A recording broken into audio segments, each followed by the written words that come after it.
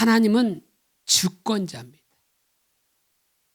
그러니까 하나님은 주권자이기 때문에 하나님은 하나님의 일을 하실 때 하나님의 주권적인 선택을 가지고 일꾼을 부르시고 일꾼을 세우시고 그를 통해서 하나님의 일을 이루어 나가시는 거예요. 그래서 다윗의 삶을 보면 하나님께서 부르시고 하나님께서 세우셨고 하나님께서 다윗을 통해서 하나님의 계획을 이루어가는 것도 마찬가지입니다.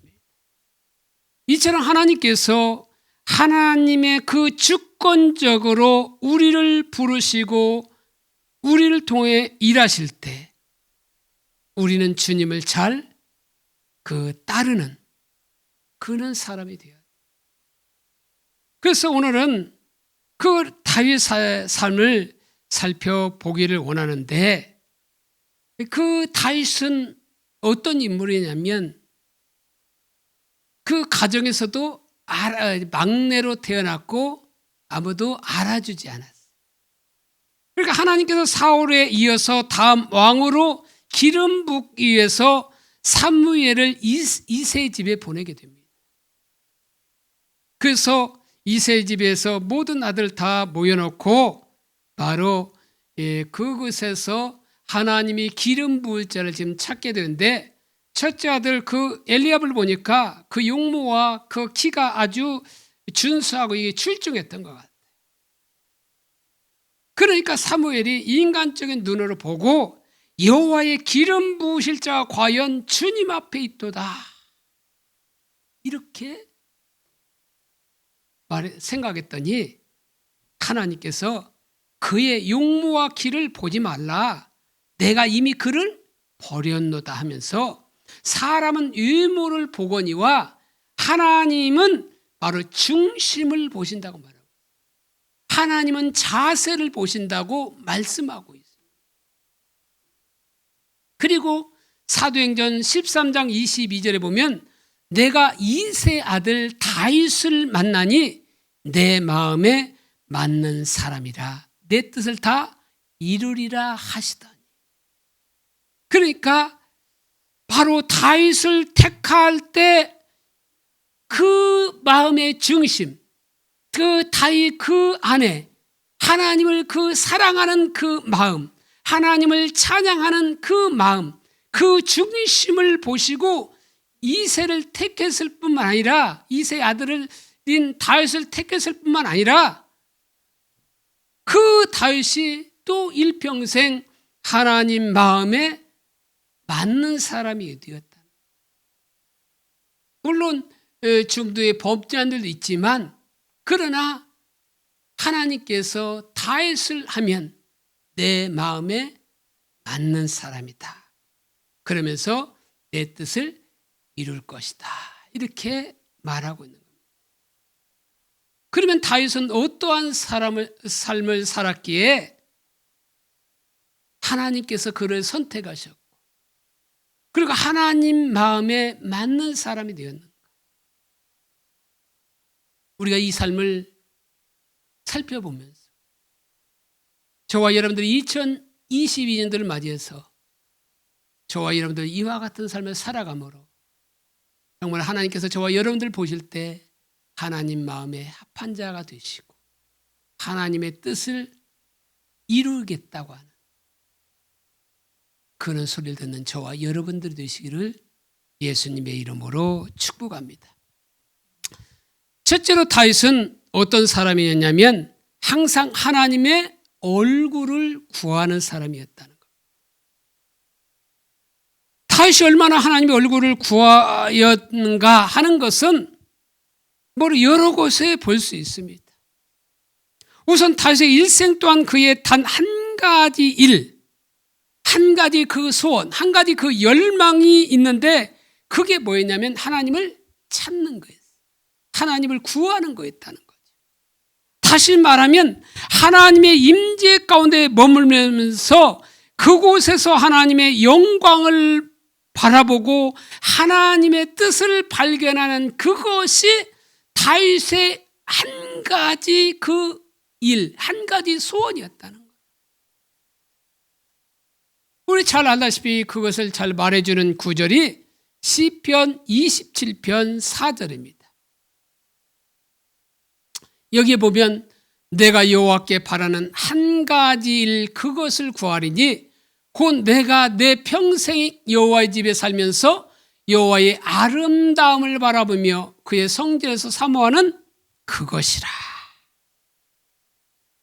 여기 보면 좀 이게 우리 성경도 이게 잘 나와 있지만 영어 성경 발음도 안 좋지만은 영어 성경을 가지고 이렇게 좀 살펴보겠습니다. one thing, 한 가지. 이게 이 one thing은 뭐냐? 원어로는 아트예요. 한 가지 일이라는 거예요. 그러니까 원문이나 영어 성경에서 어떤 것을 강조할 때는 그것을 뭐에다 놓냐면 가장 앞줄에다 놓아요. 문장의 가장 앞줄에 두면서 그것을 강조하고 있는 겁니다. 원팅, 한 가지 일, 한 가지 소원, 한 가지 열망, 그것을 강조하고 있는 거죠. 그러면서 I ask from the Lord, this only to I seek. 나는 물었다. From the Lord, 주님으로부터, 주님에게. This only, 오직 이거, to I seek. 나는 그것을 구했다. 이 말이죠. 그러니까 에스크는 우리 말로만 묻다 이런 뜻이 되잖아요, 되게. 그런데 여기 성경에 번역할 때는 뭐라고 번역했어요? 바라는 이렇게 번역했어요. 이 바라는 히브리어 말로 샬이라고 하는데 남녀들이 하나님께 인도해 주시기를 구하거나 또는 구하지 않은 것과 관련해서 하나님께 문의하다, 어떤 것을 간청하다, 그런 의미를 가지고 있어요. 그러니까 지금 다윗이 구하지 않은 그것을 하나님께 지금 문의하는 거예요. 그것을 우리는 그냥 바라는 이렇게 했지만 그것에 대해서 지금 묻고 구할 거라는 거죠. 근데 이 에스크라는 단어가 그냥 그저지만 이 원어에 보면 아까 원어 샬이라고 했잖아요. 근데 이것이 완료형이 있어요. 완료 시제. 완료 시제라는 게 어떤 거예요? 과거부터 현재까지를 말하는 거죠. 그래서 과거 어느 시점에서 현재까지 계속해서 뭐요? 하나님께 물었다는 거예요. 하나님께 요구했다는 거죠. 과거에서 현재까지 무엇을? 한 가지 일을. 그리고 시크라는 단어가 시크. 이거는 구할이지. 우리는 그렇게 성경은 구할이니 이렇게 번역되어 있는데 원어는 바카시요. 알기 위해 묻거나 발견하기 위해서 찾다. 뭐 확보하거나 획득하기 위해서 찾거나 요구하다. 얼굴을 구한다. 이런 의미를 가지고 있어요. 단순히 그냥 구하다 찾다 그런 의미도 할 수 있지만 원어적으로 보면 그렇다는 거예요. 그런데 이 단어가 원어적으로는 뭐예요? 미완료 시제를 사용하면서 앞으로도 계속해서 그것을 뭐예요? 한 가지 일만을 구할 거다 이런 거죠. 이게 따라서 이 말은 뭐냐면 다윗은 과거서부터 현재까지 한 가지 일을 바로 요구하여 왔을 뿐만 아니라 한 가지 일을 물어봤을 뿐만 아니라 앞으로도 쭉 일을 계속해서 하나님을 찾고 하나님을 구할 것이라는 이 말이에요. 한 가지를 구하고 한 가지를 찾을 것이라는 이 말인 겁니다. 여기서 보면 다윗의 끈질긴 의지를 발견했어요. 그러니까 하나님을 찾는 데는 어디요? 전심으로 이게 찾아야 돼요, 사실.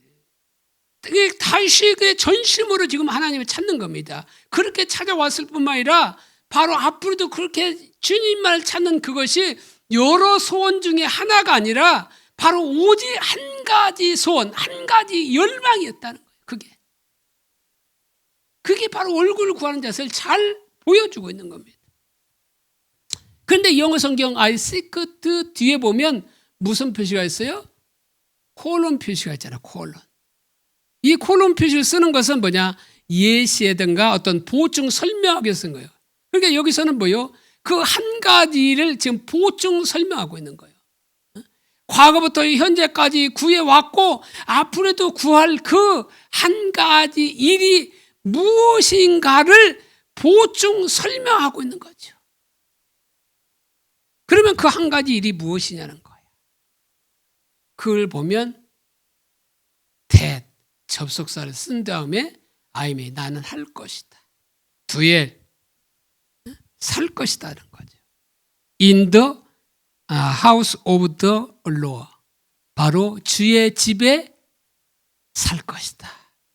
All the days of my life 나의 인생의 모든 날 동안 그러니까 나의 평생의 모든 날 동안 주의 집에 살기를 원한다는 거죠. 사실.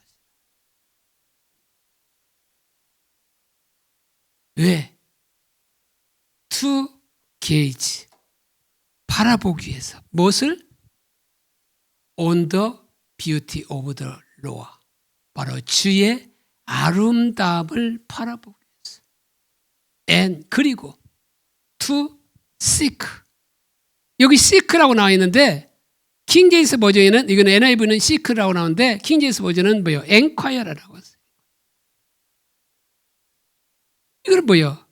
바로 구하기 위해서 발견하기 위해서 seek는 뭔 발견하기 위해서 찾다 필요한 걸 얻으려고 구하다 추구하다 청하다 구하다 이런 뜻이에요. enquire는 비유적 격식에서 뭐뭐에게 묻다, 알아보다, 문의하다, 어떤 정보나 특정 대답을 듣기 위해서 묻는다 이런 뜻을 가지고 있어요. 그러니까 to seek 구하기 위해서, 찾기 위해서 이런 거지. 누구를? 그를, 그를, 하나님을 in this temple 그의 성전에서 하나님을 찾기 위해서 그리고 주의 아름다움을 바라보고 하나님을 찾기 위해서 어떻게 했다는 거예요? 일평생 주의 집에 거해서 살기를 원했다는 거죠. 그러니까 다윗은 평생 주의 집에서 다시 말하면 그 성소에서 거하기를 소원했어요. 왜? 하나님과 친밀한 교제를 하겠다고 하는 소원이 바로 여기서 찾아볼 수 있어요. 근데 여기서 아름다움이라는 것은 원어적으로 보면 뭐냐면 노함이야. 그 뜻은 선함, 매력, 사랑스러움. 다양하게 번역될 수 있는데 이 페트라 주석에 보면 여러 가지로 말하고 있어요. 세 가지 정도 말하고 있는데 하나가 뭐냐면 영안으로 바라본 하나님의 계시. 두 번째는 공예배 시 경건한 자에게 나타나는 하나님의 영광. 세 번째는 전쟁을 승리를 이끌도록 해주시는 하나님의 지시. 그런데 이것은 이 세 번째 전쟁을 승리로 이끌어 주신 하나님의 지시는 이것은 합당하지 않아요. 왜? 이거는 전쟁시만 해당되는데 다윗은 전쟁시만 그런 것이 아니라 평생 있겠다고 했잖아요. 그러니까 전쟁시는 관계가 없는 거죠. 그러니까 본 구절을 보면 성전과 관련이 있으므로 이 아름다움은 무엇을 말하냐면 하나님의 성품, 하나님의 영광을 말하는 거예요. 그 영광이 아름답다는 거예요. 그러니까 다윗은 그 하나님의 그 성전에서 하나님의 그 성품을 보기를 원했다는 거예요. 성품을 알기를 구했다는 거예요. 그러면서 우리말 성경이 그의 성전에서 사모하는 그것이다. 여기 사모하는 이것이 원어는 바카르예요. 조사하다, 숙고하다, 기쁨으로 생각하다. 그러니까 이것을 풀어서 설명하면 다윗은 하나님의 집에 거해서 하나님을 만나 교제하고 섬기고 사랑하고 하나님을 인해서 기뻐하고 즐거워하며 하나님을 묵상하는 일이 한 가지 일이었다는 거예요.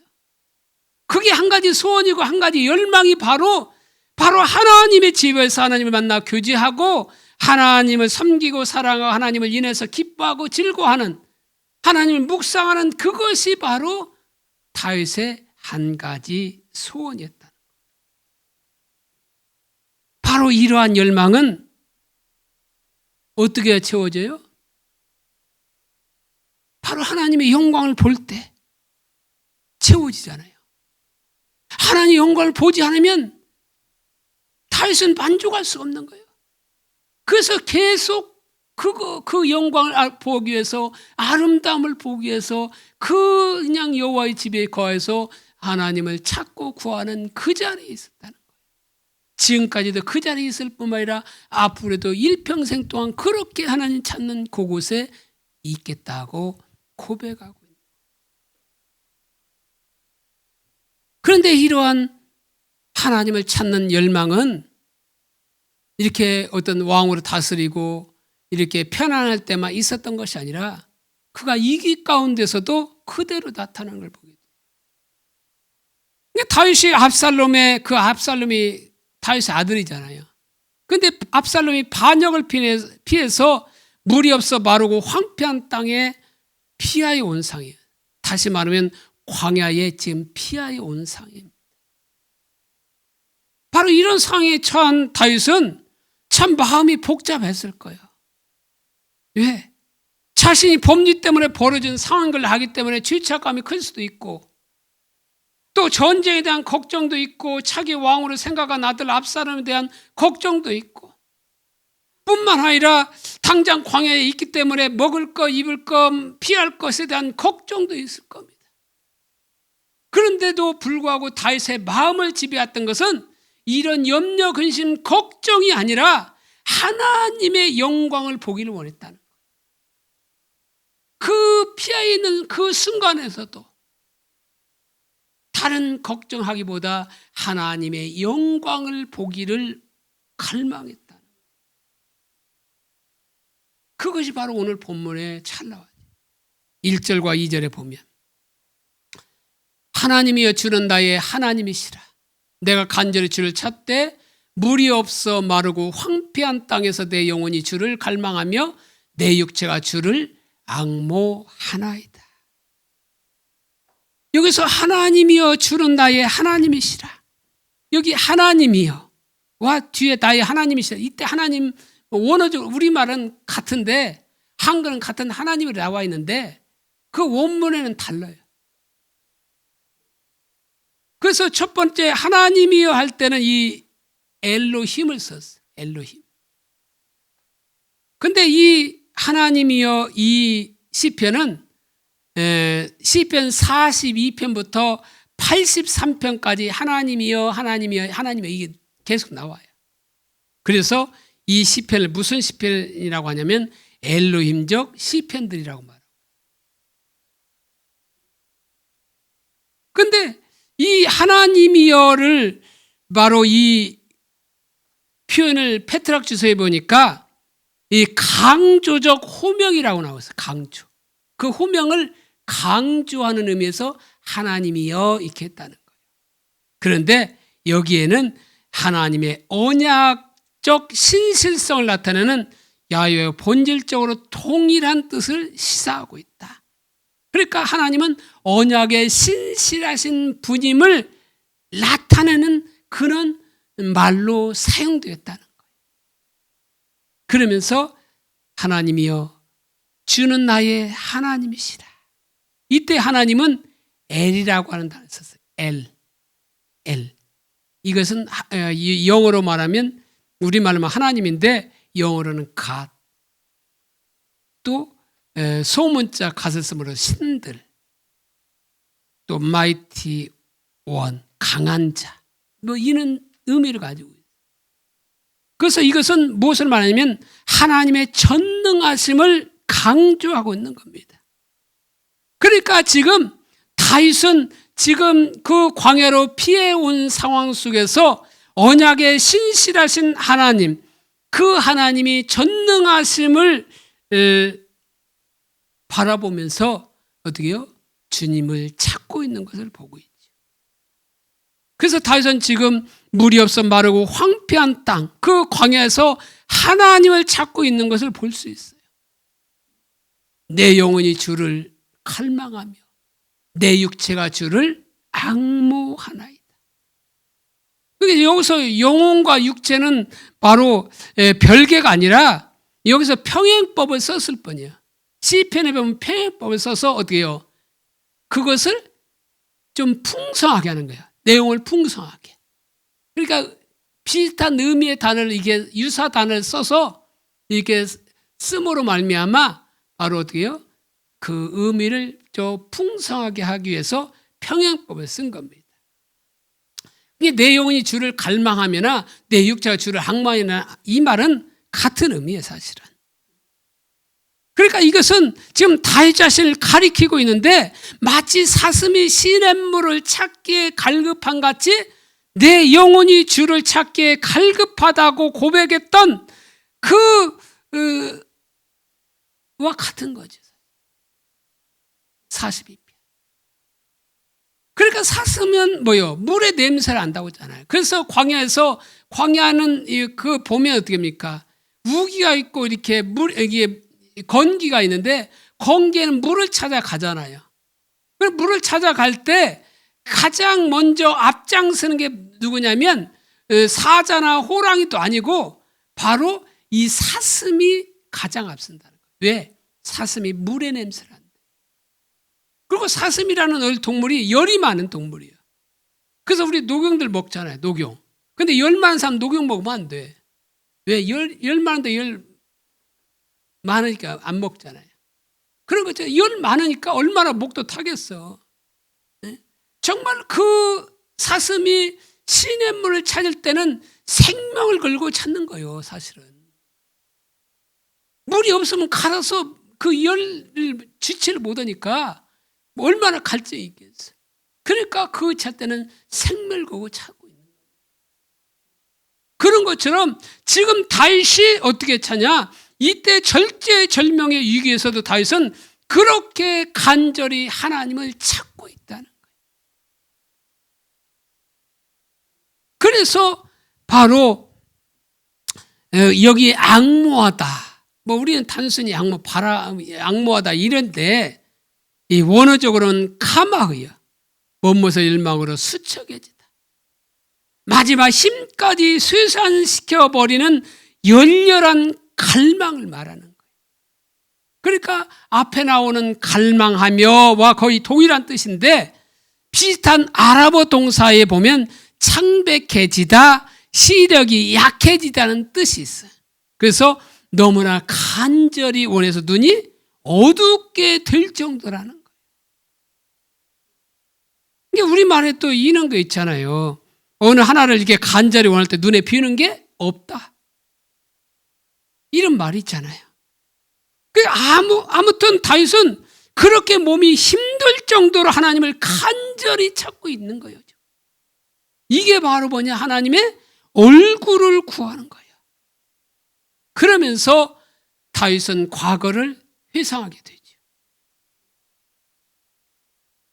그게 뭐냐면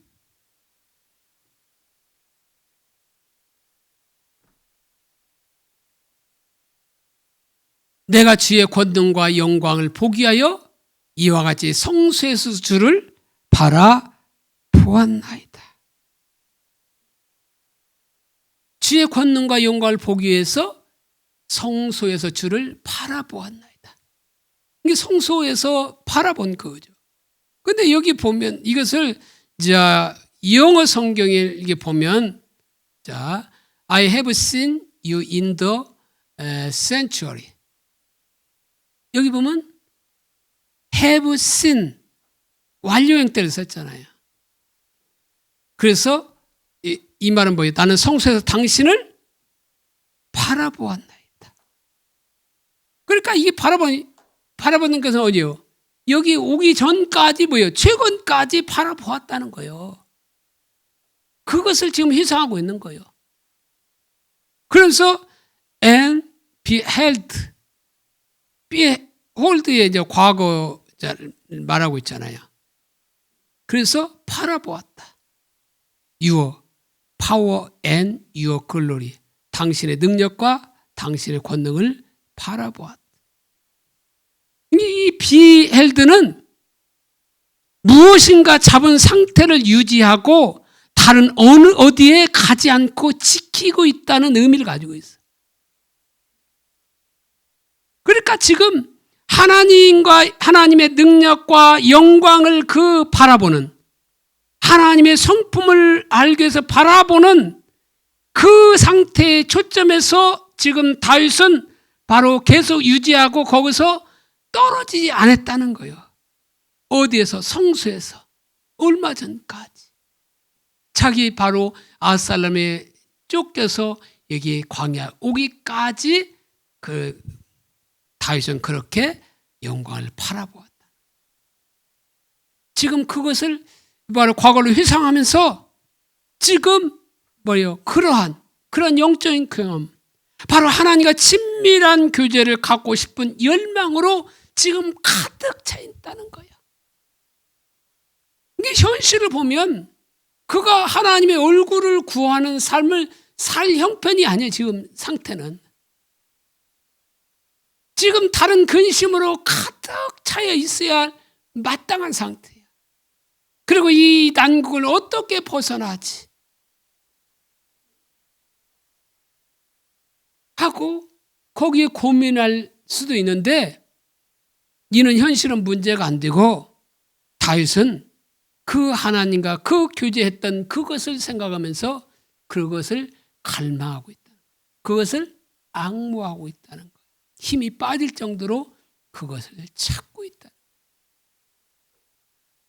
그리고 다윗을 보면 하나님의 길을 알기도 간절히 갈망했어요. 이게 하나님의 길을 아는 것은 하나님의 얼굴을 구하는 삶의 한 핵심이잖아요. 그러니까 다윗은 의로운 삶을 살기를 추구했기 때문에 하나님의 길 알기를 그토록 갈망했어요. 의로운 삶이 뭐냐? 하나님의 길로 행하는 삶이 의로운 삶이에요. 그게 어쩌면 선한 삶이라고 불렀어요.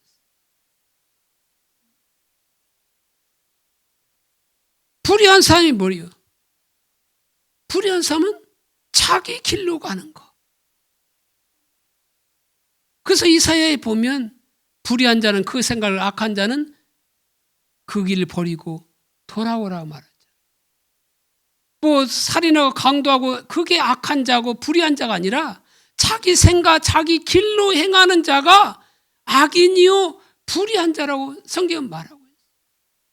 그러니까 의로운 삶이라고 하는 것은 하나님의 길로 살기를 원하는 그 삶, 그게 의로운 삶인 거죠. 그래서 대표형 구절이 시편 25편인데 지속적으로 그는 하나님의 길을 알기를 구했던 것을 보게 돼요.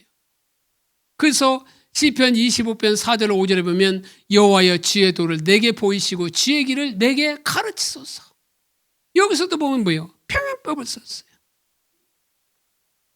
그래서 보면 여기에 나와 있는 보여달라고 하는 거나 또한 앙모하다, 바라보다, 구하다, 기다려, 이거는 같은 의미예요. 사실은.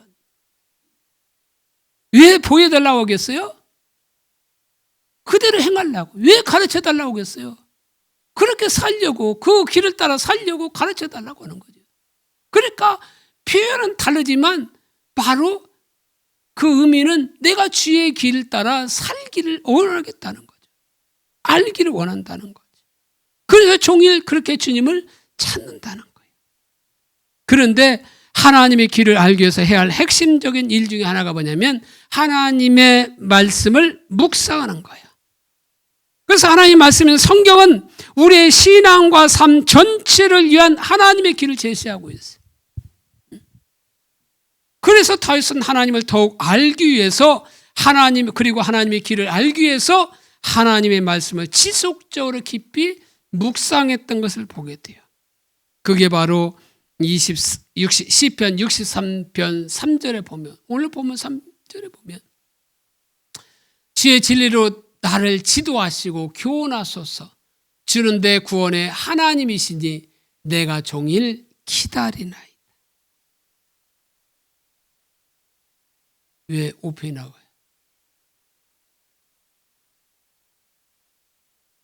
주의 인자하심이 생명보다 남은 내 입술이 주를 찬양할 것이다.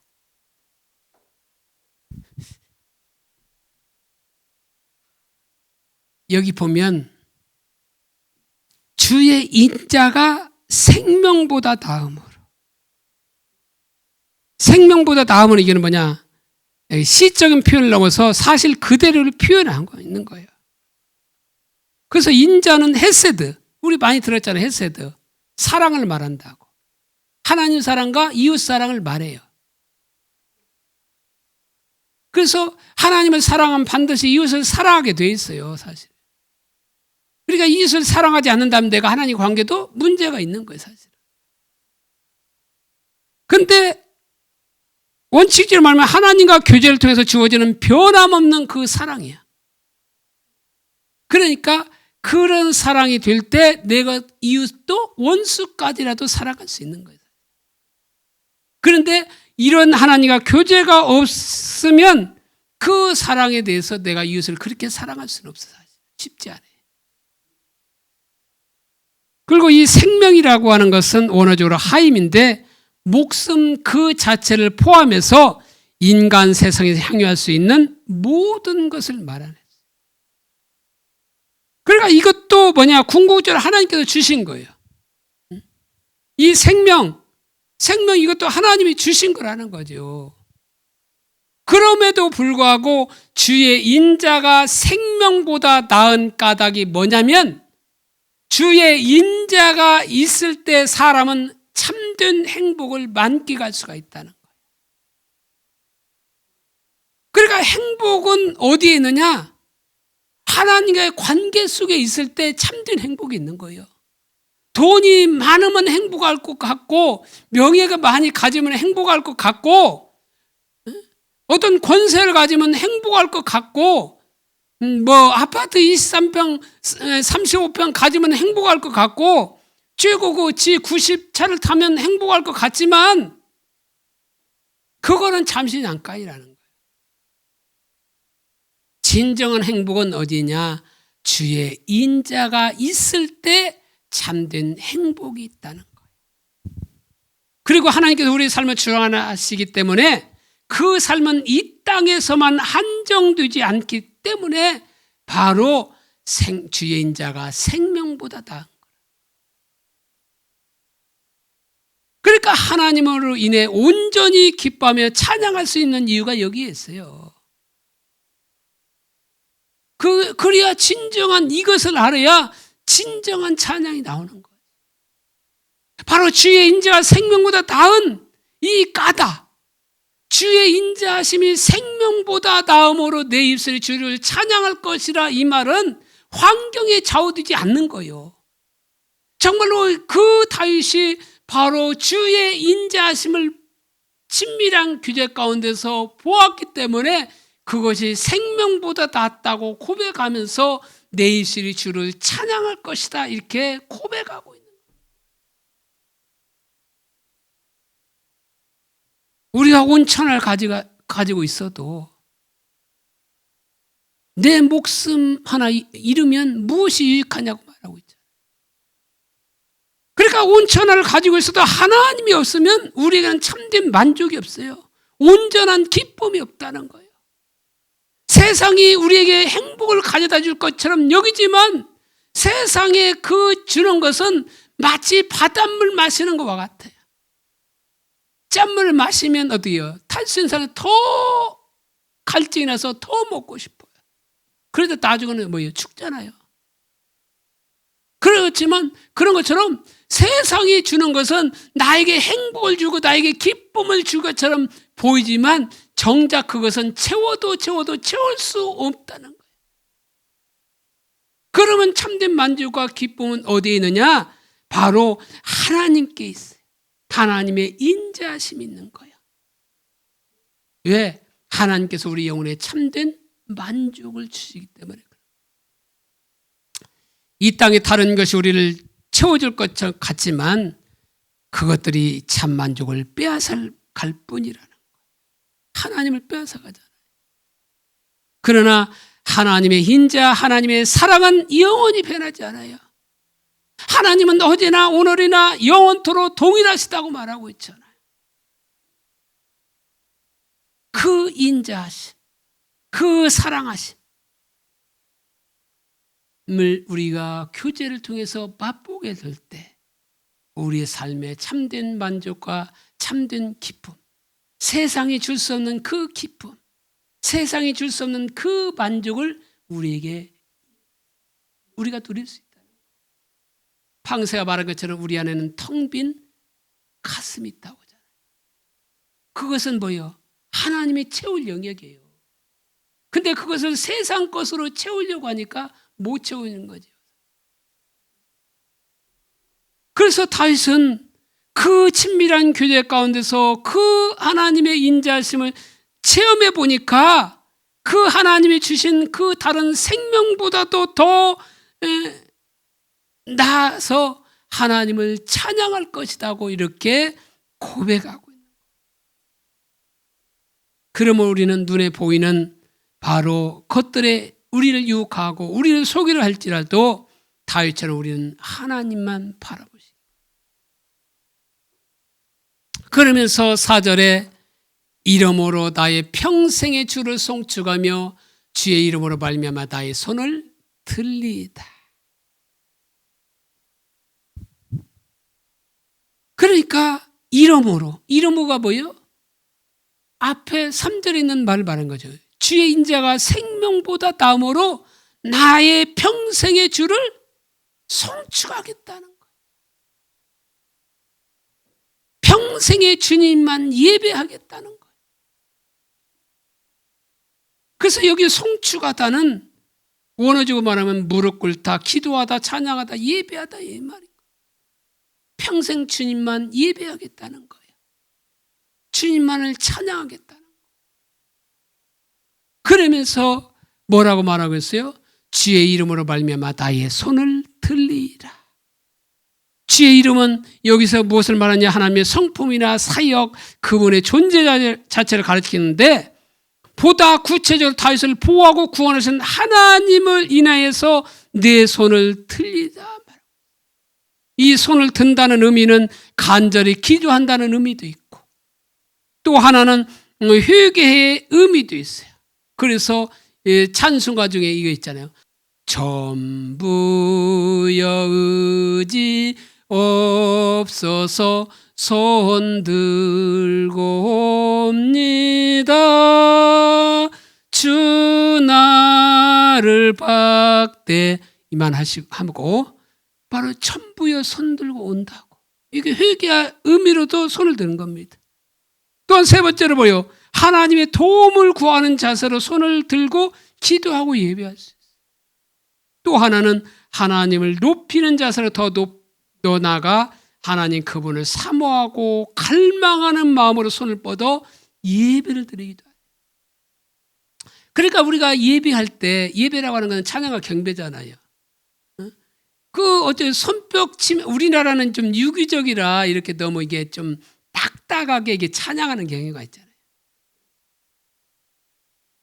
그러면 여자들은 그래도 좀 근데 남자는 이게 유기적인 그게 있어가지고 그냥 거룩거룩 이게 여기에 너무 있는데, 그게 아니라 하나님을 찬양할 때는 어린아이 같아. 그래서 어떻게 해요?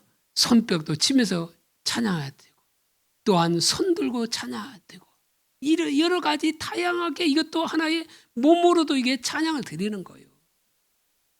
그냥 입으로만 이게 하는 것이 아니라, 입으로 그냥 불러 제끼어만 되는 것이 아니라, 입으로도 불러도 가사 하나하나에 내 그 마음을 실어서 바로 이렇게 불러야 돼요. 그래서 성경은 새 노래로 찬양하라는지 몰라요. 왜? 우리가 익숙해지면 불러 제끼거든요. 그 가사 의미는 생각하지 않은 채 그냥 불러 제끼는 게 많은데, 그래서 새 노래로 찬양하라고 이렇게 말하고 있는지도 모르겠어요. 그러니까 손을 드는 것 자체도 예배라는 거예요, 사실은. 그래서 다윗은 주의 이름으로 말미암아 바로 하나님을 향하여 손을 들고 갈망하며 예배하겠다는 겁니다. 지금 여기 다윗의 바로 결단이 있는 거예요. 그러면서 5절에 골수와 기름진 것을 먹음과 같이 나의 영혼이 만족할 것이라. 나의 입이 기쁜 입술로 주를 찬송하되. 여기서 골수와 기름진 것을 먹음과 같이, 이 말은 바로 영양가 높고 살찐 동물을 잡아 잔치를 벌인 일을 상기시키는 거예요. 그래서 여기에 골수나 기름진 건 다른 거지만 모든 짐승의 살찐 부분 혹은 제일 좋은 부분을 말해요. 그러니까 이 왕이었기 때문에 얼마나 좋은 부분을 먹겠어요. 자기들 먹기 전에 좋은 부분은 뭐예요? 다윗을 갖다 줬을 거 아닙니까? 그러니까 그것을 먹음과 같이 나의 영혼이 만족하겠다는 거예요. 그러니까 이 소고기 먹어도 우리가 보통 먹는 것은 어떤 걸 먹어요? 그냥 A등급 정도 먹잖아요. 근데 A등급이 최고 등급이 아니에요. 보니까 A 플러스가 있고 A2 플러스. 2 플러스 먹어야 가장 좋은 거예요. 근데 2 플러스 그렇게 많이 나오지 않아요. 아는 사람만 겨우 줄 정도예요. 옛날에 산에 가서 이게 먹으면 2 플러스다. 영락교회 목사님이 청도에 좀 비싼 거죠. 그거 먹으면 더 부드럽고 이런 것이 있죠, 사실은. 우리가 먹으면 내 입맛이 하지만 그러지만 좀 기분이라도 어떻게 해요? 더 좋은 것 같아요. 하여튼 더 좋은 것을 먹은 것 같이 다윗의 영혼이 만족한다는 거죠. 그러니까 지금 어떤 상황에 1절에 보니까 지금 쫓기는 광야에 있잖아요.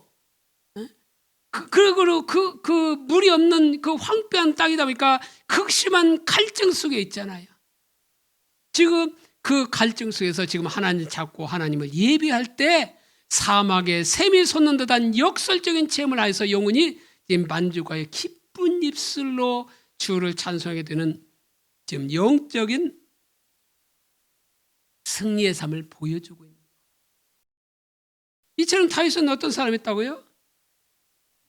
하나님의 얼굴을 구한 사람. 두 번째로 다윗은 어떤 사람이냐? 다윗은 묵상하는 삶을 산 사람이라는 거예요. 묵상. 6절에 보니까 내가 나의 침상에서 주를 기억하며 새벽에 주의 말씀을 작은 소리로 읊조릴 때에 하오리니.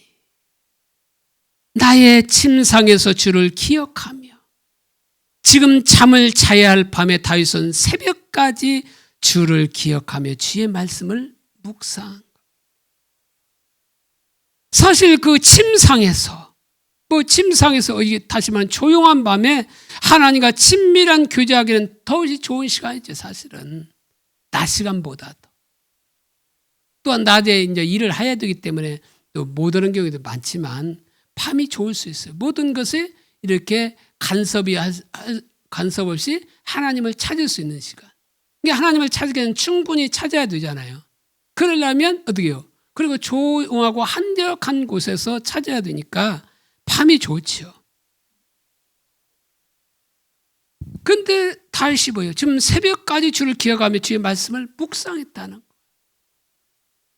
근데 여기서 기억하며, 주를 기억하면은 작하는데 원어는 하나님께서 자기 자신에게 베푸신 은총과 언약을 되새겨 보는 일이에요.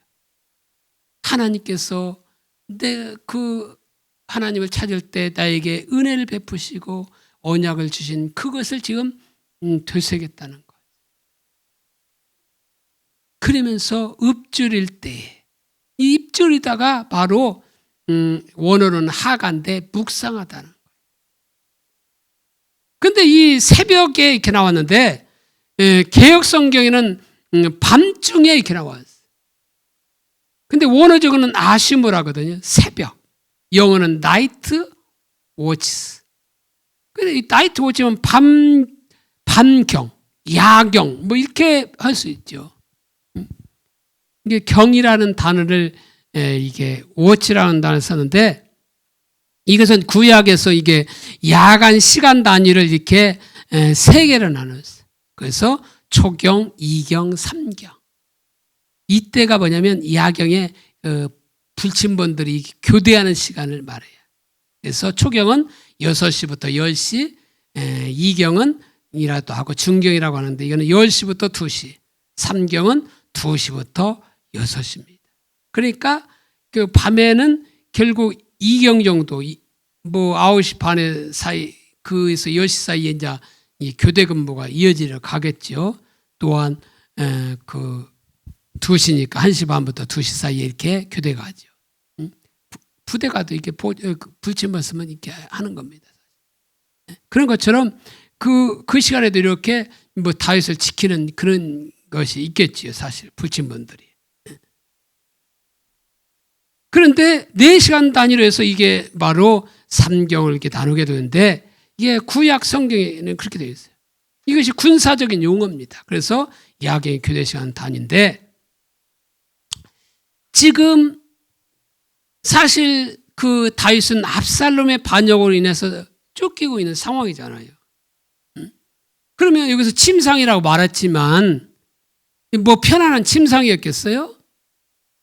좀 잘 이게 정리해서 뭐 좀 부드러운 걸 깔기는 했겠죠. 그러니까 좋은 편이야. 침상이지 침상은 아니겠죠, 사실은. 그리고 잠들려고 누웠지만 뭐 어떻게 했어요? 만감이 교체했을 거예요. 잠이 오겠어요, 사실은? 잠이 안 올 거죠. 그런데 그때 다윗은 바로 그럴 때 다른 뭐 어떤 그냥 다른 이 이런 공상하고 있고 어떻게 하면 이 난국에서 벗어날까 뭐 이런 생각 속에 빠질 수도 있는데 그때 다윗은 어떻게 했냐? 바로 바수건이 교대할 때까지 주를 기억하면서 다시 한번 주의 은총과 주의 그 언약을 되새겨 보면서 하나님의 말씀을 묵상했다. 그리고 결론을 내요. 그게 뭐냐? 7절에 보면 주는 나의 도움이 되셨습니다. 여기 주는 나의 도움이 되셨습니다. 여기 보면 우리말 성경에는 안 나왔는데 because 왜냐하면 있어요. because 왜냐하면 당신은 나의 도움이십니다. 그러면서 나는 당신의 날개 그늘 아래서 노래합니다. 영어로 번역하면 그런 거예요. 그러니까 주를 기억하면서 주의 베푸신 은혜와 그 언약을 기억해서 묵상해 보니까 주님은 나의 도움이 되셔서 지금까지 주의 그늘 아래 즐겁게 노래하다. 주의 그늘 아래는 은유적 표현인데 하나님의 보호를 말하는 거예요. 그래서 옛날 우리 어렸을 때 이게 닭을 키우다 보면 그 위에서 매가 이렇게 돌잖아. 이게 뭐 이게 먹잇감을 보면 위에서 공중에서 이렇게 돌게 돼요. 그러면 암탉이 이게 병아리들을 날개를 모으는 걸 보게 돼요. 그 닭들도 모성애가 있어요. 그런 것처럼 하나님의 날개 그늘 아래 있다고 하는 것은 하나님의 그 보호 안에 있다는 거예요. 그러니까 지금 하나님이 보호하시기 때문에 압살롬의 반역이 필경 평정될 것이라는 확신이 바로 그렇게 서 있는 거예요. 어떨 때 하나님과 얼굴을 구하면서 하나님의 말씀을 묵상할 때 바로 하나님의 그 도움이 되셔서 바로 도우시기 때문에 반드시 이것이 하나님의 방법으로 평정될 것이라고 하는 그 확신이 다윗에게 나타난 거예요. 8절에 나의 영혼이 주를 가까이 따르니 주의 오른손이 나를 붙드시거니와. 여기 따르니 이거는 우리말은 따르지만 우리가 많이 듣던 타바크예요. 타바크가 뭐예요? 착 달라붙다. 포도나무에 가지가 붙어있는 것처럼 탁 달라붙다. 그리고 이것은 뭐라고 했어요? 친밀한 교제를 말한다고 했잖아요. 나의 영이 주를 가까이 해서 탁 달라붙겠다는 것. 친밀한 교제 가운데 있기를 원한다는 것. 그러면서 주의 오른손이 나를 붙드시거니와. 오른손 하면 뭘 말해요? 주의 전능하심을 말하잖아요. 그러니까 하나님은 당신의 백성들을 그 날개 그늘 아래 보호해주신다고 약속의 뿐만 아니라 그렇게 실제 보호하시잖아요. 그래서 바로 다윗은 나의 영이 주께 더 친밀한 교제 가운데 있겠다는 거죠. 그러면서 주의 오른손이 나를 붙드시거니 나를 붙들어서 어디요? 지켜주실 거라. 그래서 다윗은 늘 이렇게 친밀한 교제 가운데 있고 묵상하는 삶을 사는 거예요. 그럴 때 하나님께서 그에게 그 하나님의 길을, 하나님의 약속을 더 상기시켜 주는 거예요. 또한 다윗은 위기 가운데서도 하나님의 길을 알기를 구했어요. 사무엘하 21장 1절에 보니까 다윗의 시대에 해를 거듭하여 3년 기근이 있으므로 다윗이 여호와 앞에 간구하며 여호와께서 이르시되 이는 사울과 피를 흘린 그의 집으로 말미암음이니 그가 기브온 사람을 죽였음이라 하시니라. 그게 다윗이 왕이 되었을 때 3년 연속 기근이 들었어요. 기근이 들은 것은 그것은 국가적인 심각한 위기에 처한 거예요. 그래서 우리나라도 왕들 하면 성군이 다스리는 뭐예요? 나라가 태평성대를 이룬다고 하잖아요. 그런 나라에 어떤 가뭄과 재해가 없어야 돼요. 그런 왕이 다스릴 때는 성군이라고 이렇게 말하고 있어요. 왕이 찬달해서 어디요? 나라가 이렇게 태평성. 근데 지금 다윗이 지금 왕이 됐는데 3년 연속이나 기근이 들어요.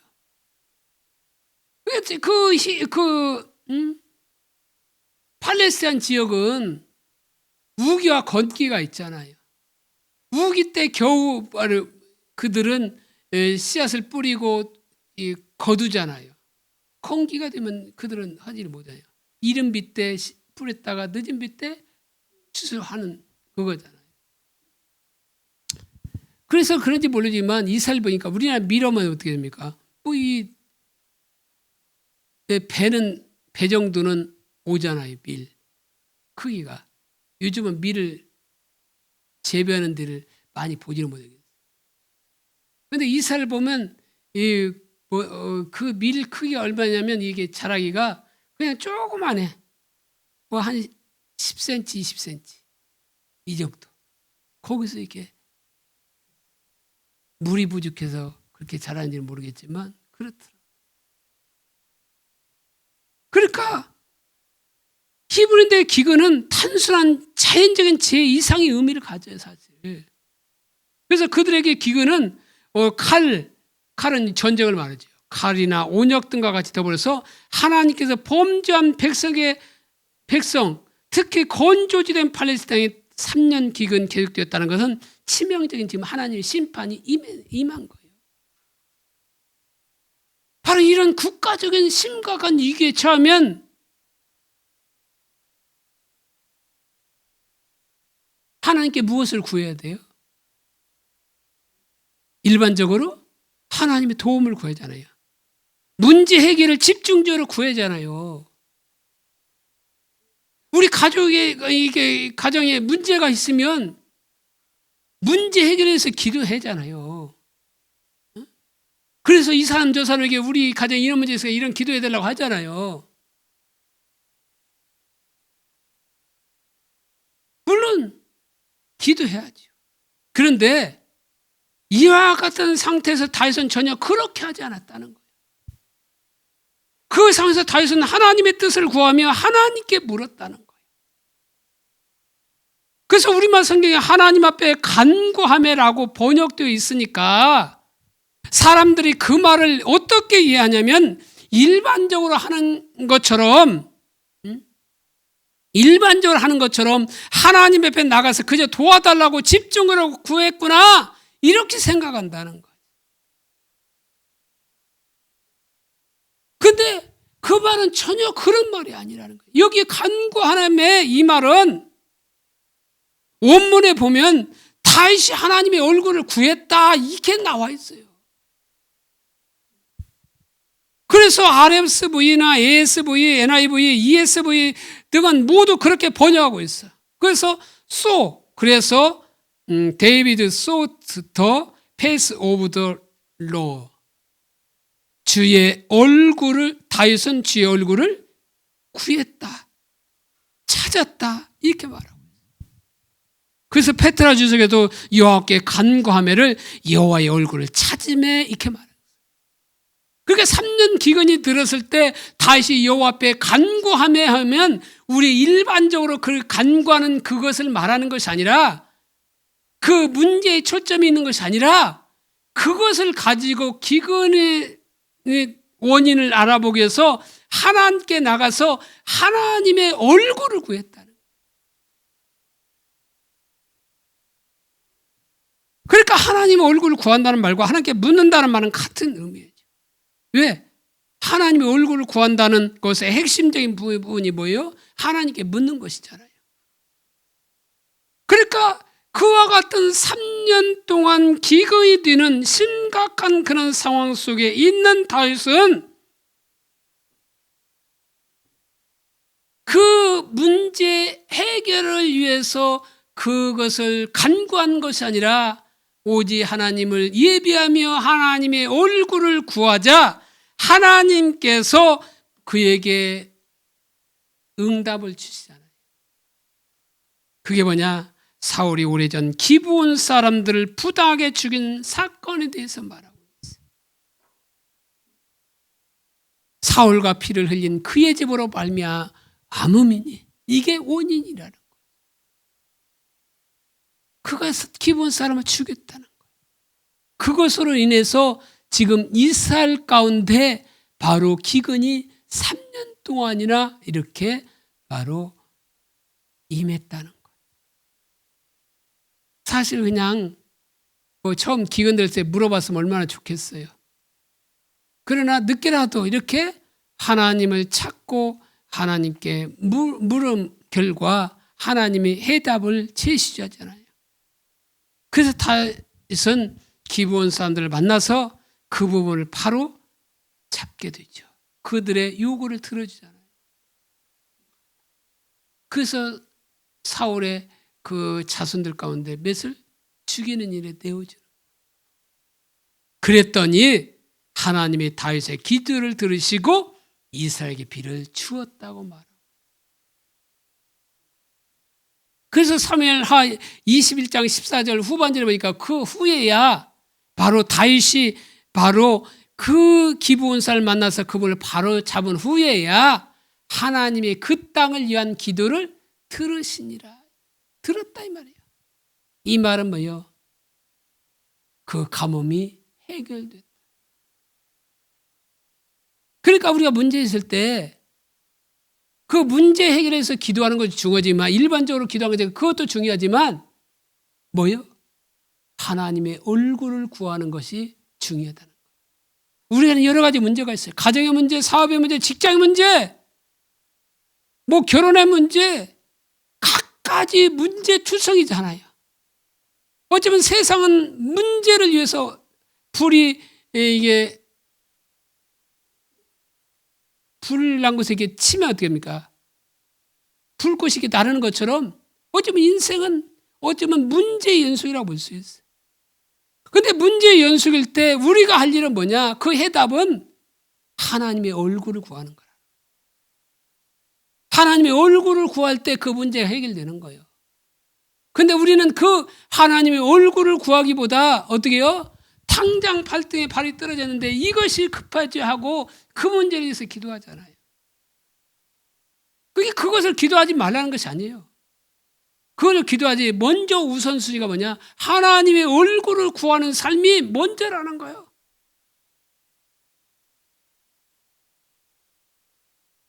그 삶을 살려야 해야 된다.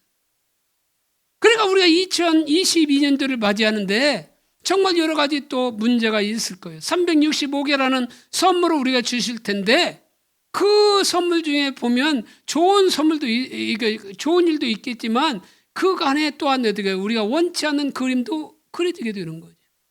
그럴 때 우리는 뭐예요? 하나님의 얼굴을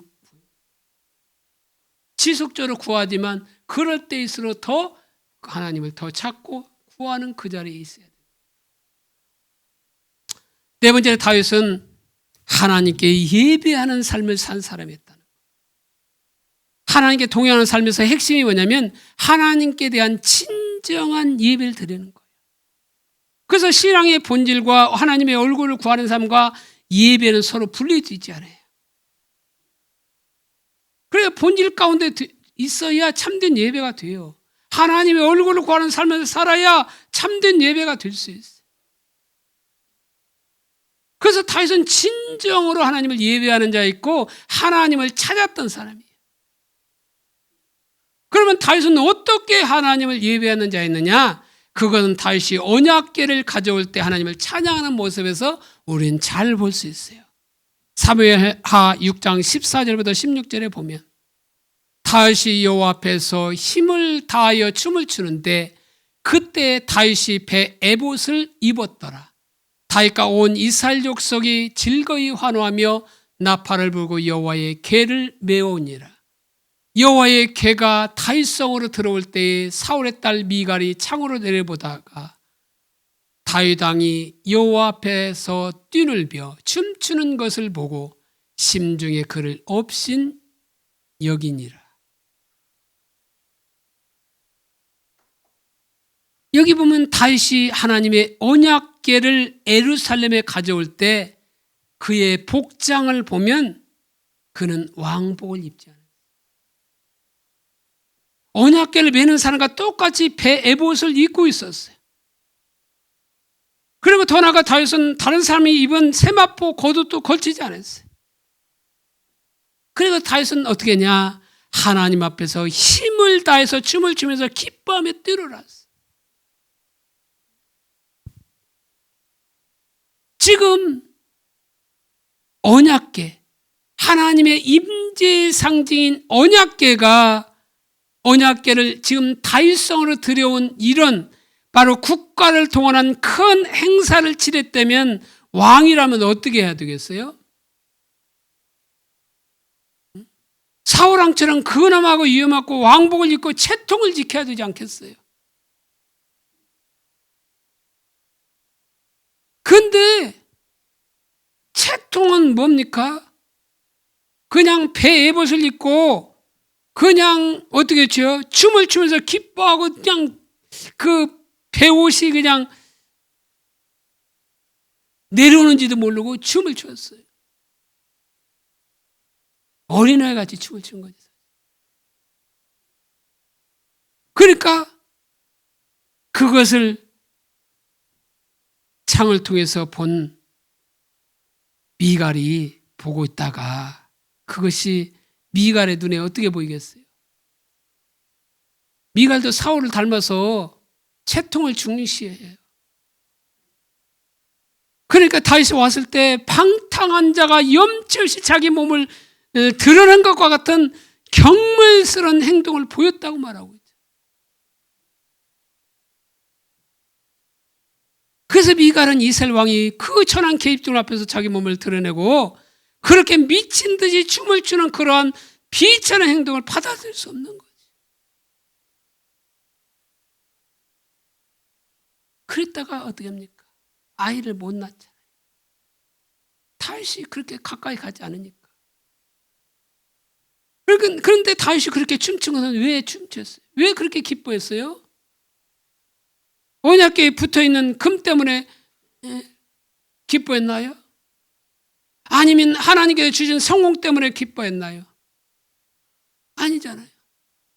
바로 여호와 하나님 때문에 기뻐. 언약궤는 하나님 임재의 상징이잖아요. 하나님께서 하나님의 임재로 자기의 성에 찾아오는 것을 인하여서 그렇게 기뻐하며 춤을 췄던 거예요. 그래서 다윗은 하나님 그분을 인해서 그렇게 기뻐하면서 춤을 춘 겁니다.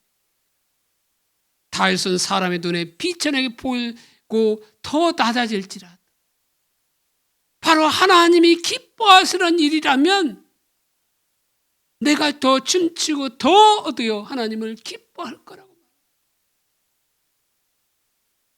그만큼 다윗은 뭐예요? 예배의 사람. 그러니까 예배는 우리가 하나님을 바라보면서 하나님께 드리는 거잖아요. 그러니까 어린아이 같아야 하나님 나라에 들어갈 수 있다고 말하고 있는 그 의미가 생각날 거예요. 그것은 바로 뭐예요? 다윗같이 어린애와 같이 그렇게 하나님을 인해서 하나님 때문에 그렇게 기뻐할 수 있는 그거. 그게 참된 예배 아니겠어요? 그냥 유기적인 그 관습에 매여서 그냥 그렇게 입만 이게 뻥긋뻥긋 하는 그것이 예배가. 정말 그렇게 할 수 있는 것은 하나님과 친밀한 교제 가운데 있었기 때문에, 그래서 하나님의 임재를 경험했기 때문에, 그 하나님의 그 인자, 그 하나님의 사랑을 경험했기 때문에 바로 그렇게 할 수 있어요. 친밀한 교제 가운데 있었기 때문에 그렇게 할 수 있어요. 그러니까 예배와 친밀한 교제는 동떨어진 것이 아니에요. 얼굴을 구하는 것과 예배는 동떨어진 것이 아니에요. 사람들의 뭐 눈치 이게 상관이.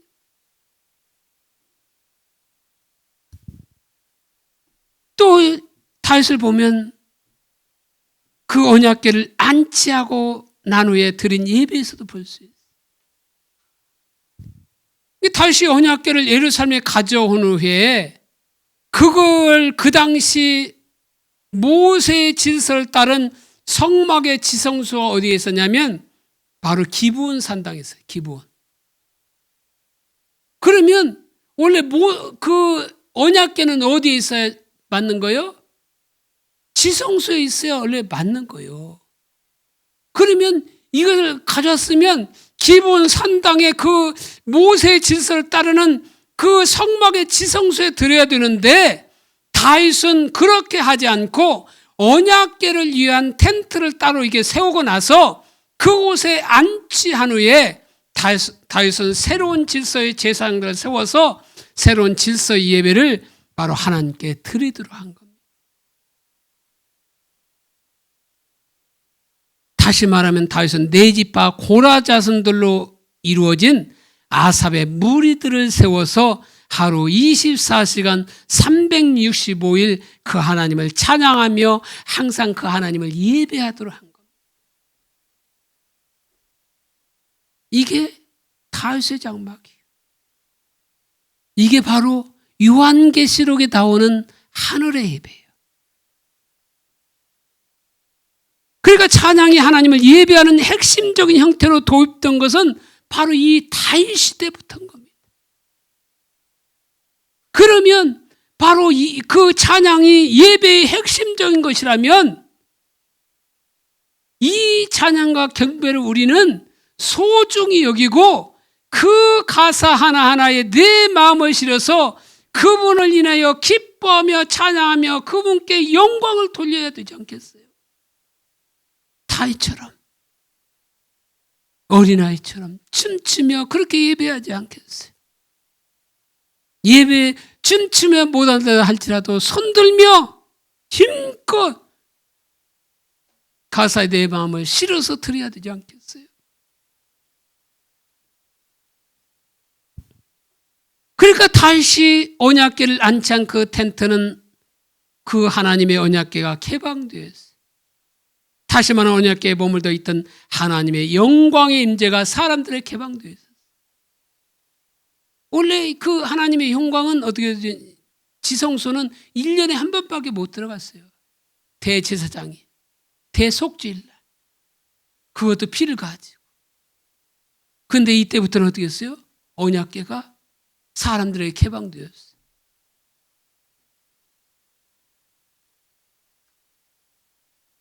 그래서 다윗은 그 아삽의 무리들을 세워서 그 하나님을 예배하도록 했을 뿐만 아니라 자신도 하나님의 언약궤가 있는 그 장막에 나가서 예배하기를 열망하고 소망했다. 그러니까 하나님의 임재 가운데서 하나님의 영광을 보았고 또 보기를 갈망하고, 다윗은 거기서 하나님의 자꾸 하나님의 얼굴을 구한 겁니다. 하나님의 영광을 보았어요. 그것을, 그 사실 우리는 아까 본문 63편 1절로 4절에서 잘 볼 수 있었잖아요.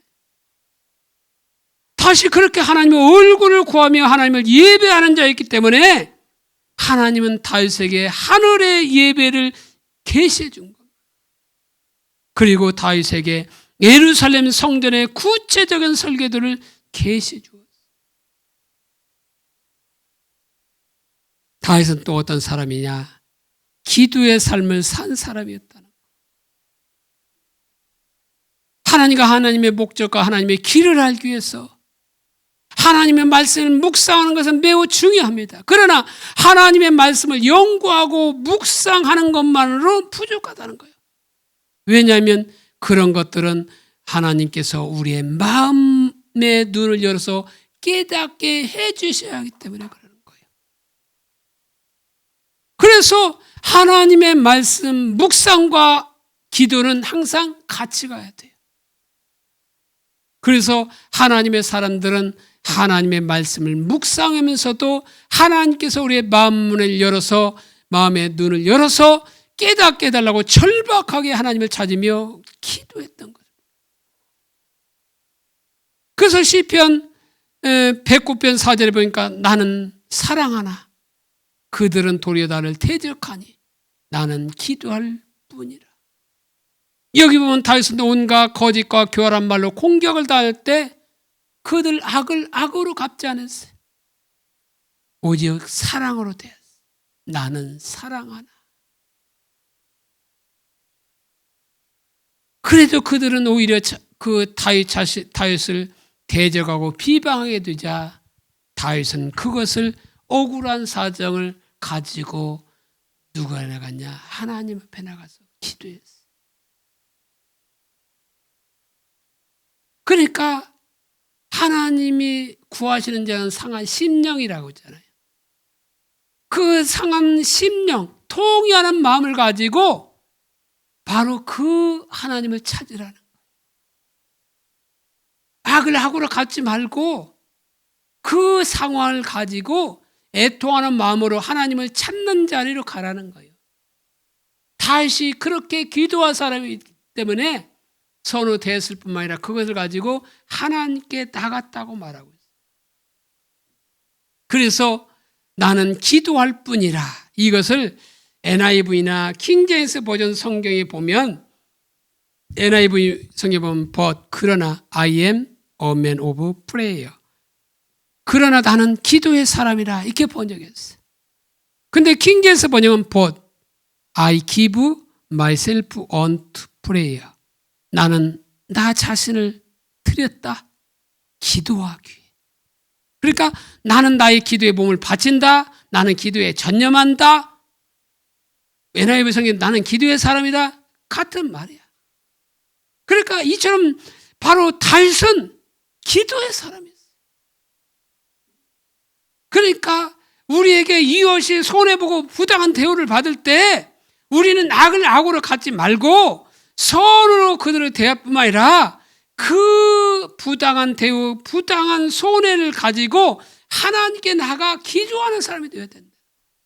하나님을 찾고 하나님을 구하는 그런 기도의 사람이 되어야 된다는 거예요. 그게 바로 우리 2022년도에 살아야 할 삶이에요. 다윗은 하나님의 얼굴을 구하는 삶을 살았어요. 하나님을 묵상하는 삶을 살았어요. 예배하는 삶을 산 사람입니다. 기도하는 삶을 산 사람입니다. 말씀대로 다윗은 어떤 사람이었어요? 왕이었어요, 왕. 그래서 다윗은 그의 직책을 성실하게 감당해서 그 시대를 이스라엘의 황금기로 이끌었을 뿐만 아니라 그 바쁜 가운데서도 겉으로 집중하여 하나님의 얼굴을 구하고 하나님과 동행했던 사람이라. 왕에 있으면 얼마나 또 그 국민들을 보살피는 일이 얼마나 많이 있겠어요. 그럼에도 불구하고 하나님의 얼굴을 구하는 삶을 잊지 않은 것. 뿐만 아니라 또 하나님의 말씀을 묵상하고 예배하고 기도하는 삶을 살았어요. 그렇게 사니까 하나님께서 다윗을 보고 내가 이 세 아들 다윗을 만나니 내 마음에 맞는 사람이라 내 뜻을 이루리라 이렇게 말하고 있잖아요.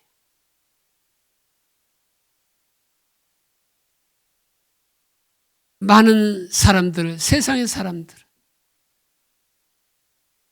이 신년을 맞이하면 어디로 향해 갑니까? 해돋이를 향해서 가지요. 뭐 해 볼 수 있는 곳이면 이렇게 다 찾아가죠. 그곳에는 많이 올해는 모르겠어요. 코로나로 인해서 이렇게 하는지 모르겠는데 그걸 가죠. 그 떠오르는 태양을 보면서 그들은 어떻게 했어요? 태양을 보고 속으로 이게 기도할지 모르겠어요. 올해도 우리 가족 편안함을 주시고 그런 건강함을 주시고 이렇게 태양한테 빌지도 모르겠어요. 근데 태양도 피조물이에요. 태양은 뭐 그냥 하나님의 그 질서를 따라 순종하며 아침에는 해를 뜨고 저녁에는 지을 뿐이지 태양이 우리를 어떻게 하지 않아요. 태양을 먼저 본 사람에게는 하나님의 그냥 돈 1억을 주고 태양을 제일 늦게 본 사람은 1원 주는 그것도 아니에요. 그것이 뭐 태양을 가장 먼저 볼 것 같으면 어떻게 해요? 대한민국보다 비행기를 타고 가서 저쪽 가서 좀 동쪽으로 가서 보지요. 태양이 우리를 어떻게 해주는 거 아니에요? 복 주는 거 아니에요? 우리 복은 누가 복이라고 써요? 성경에 보면 신명기 4장에 보면 하나님 자신이 복인 겁니다. 하나님과 친밀한 교제 가운데 있으면 하나님의 생명이 우리에게 주어져요. 그래서 하나님은 생명과 복과 사망과 저주를 내 앞에 두었나니 너희는 생명을 택하라. 다른 말은 복을 택하라 이 말인 거죠. 그래서 복을 택하는 비결을 말하면서 하나님을 사랑하라. 모든 일을 행하며 명령과 규례와 법도를 지키라. 또 그 밑에 보면 청종하라. 말씀을 듣고 청종하라. 그래서 또한 친근하라. 하나님과 친밀한 교제 가운데 있어라. 이렇게 말하고. 그러면 하나님의 생명, 하나님의 실제의 역사가 우리 가운데 주어진다는 것. 그러니까 다윗이 그런 삶을 살았기 때문에 다윗의 삶 속에 바로 어떻게 해요? 그런 하나님의 생명의 역사가 나타나는 거예요. 그러기에 바로 이스라엘이 태평성대를 누리게 되고 가장 다윗의 시대에 가장 많은 영토를 확보할 수도 있었던 겁니다. 그리고 바로 다른 나라가 오히려 다윗 앞에서 굽신거립신하는 그런 삶을 살게 된 거예요. 그리고 하나님 마음에 합한 자가 된 거예요. 우리는 결정해야 됩니다. 우리 2022년도 삶을 어떤 삶을 살 것인지 결정해야 돼요. 바로 새해를 맞이하는 1분 30 정도가 지금 남았는데 바로 저와 어떻게 할지를 결정해야 됩니다. 다윗과 같은 삶을 살기를 결정하십시오. 다윗처럼 하나님의 얼굴을 사는 삶, 정말로 하나님의 얼굴을 구하는 일에는 어떤 일에도 내가 거기에서 놓치지 않겠다고 하는 그런 결심을 하면서 우리가 맞아야 되지 않겠어요? 또 하나님 말씀을 묵상하며 또한 예배를 소중히 여기며 또한 그 기도하는 사람이 되어야 되지 않겠어요? 그러기 위해서 더 하나님의 말씀을 읽고 또한 다른 사람이 그렇게 살 수 있도록 권하고 또한 그렇게 가르침에 전념받는 우리 전주 비전교회가 될 뿐만 아니라 저와 여러분들이 그러한 삶을 살아감으로 그러한 다윗이 그렇게 했던 거죠. 하나님으로부터 내 마음에 맞는 사람이라고 그런 소리를 듣는 저와 여러분들 되시기를 예수님의 이름으로 축복합니다. 기도하겠습니다.